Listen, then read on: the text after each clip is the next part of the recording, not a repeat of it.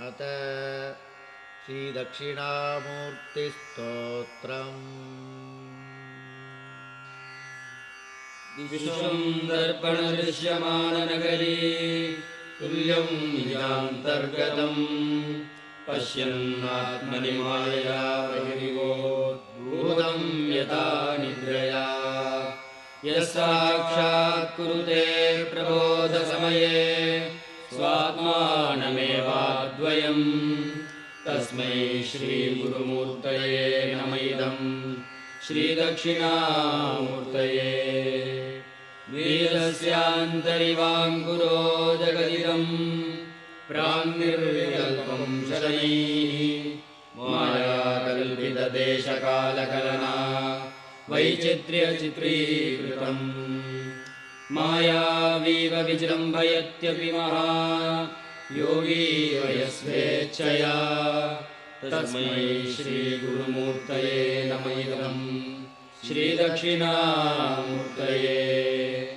यस्यैव स्फुरणं सदात्मकमसत्कल्पार्थकं भासते साक्षात् तत्त्वमसीति वेदवचसा यो बोधयत्याश्रितान् यस्साक्षात्करणात् भवेन्न पुनरावृत्तिं भवाम्भोनिनौ तस्मै श्रीगुरुमूर्तये नमः इदम् श्रीदक्षिणामूर्तये।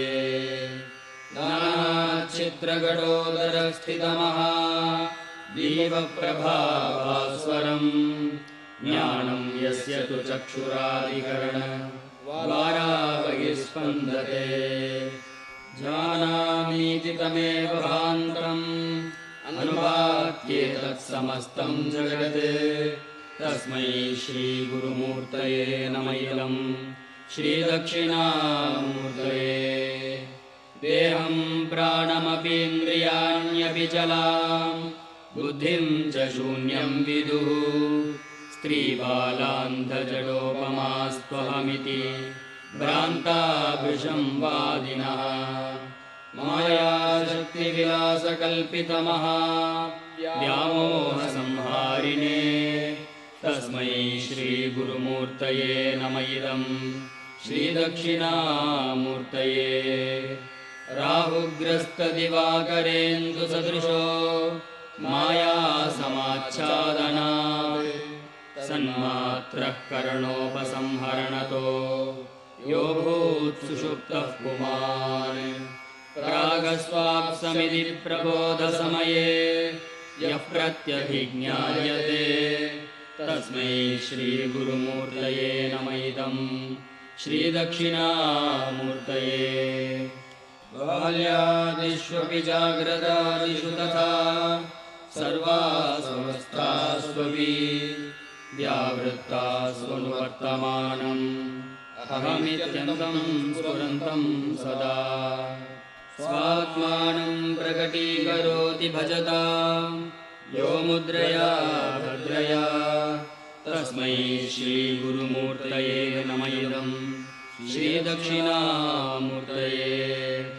विश्वं पश्यति कार्यकारणतया स्वस्वामि सम्बन्धतः शिष्याचार्यतया तथैव पितृपुत्राद्यात्मना भेदः स्वप्ने जाग्रति वा एष पुरुषो माया परिभ्रामितः तस्मै श्रीगुरुमूर्तये नमः इदम् श्रीदक्षिणामूर्तये।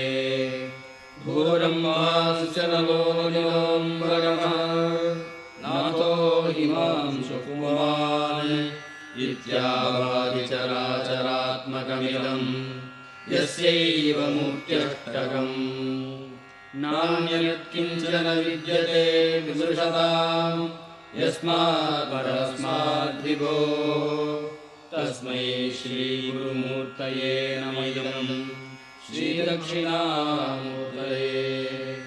सर्वात्मत्वमिति स्फुटीकृतमिदम् यस्मादमुष्मिंस्तवे तेनास्य श्रवणात् तदर्थमननात् ध्यानाच्च संकीर्तनात् सर्वात्मतमहाविभूतिसहितं स्यादीश्वरत्वं स्वतः सिद्ध्येत्तत्पुनरष्टधा परिणतं चैश्वर्यमव्याहतम्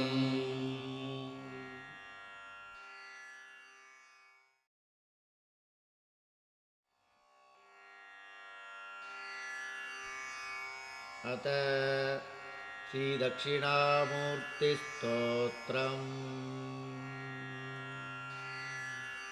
विश्वं दर्पणदृश्यमाननगरी तुल्यं निजान्तर्गतम् पश्यन्नात्मनि मायया बहिर्भूतं यथा निद्रया यः साक्षात् कुरुते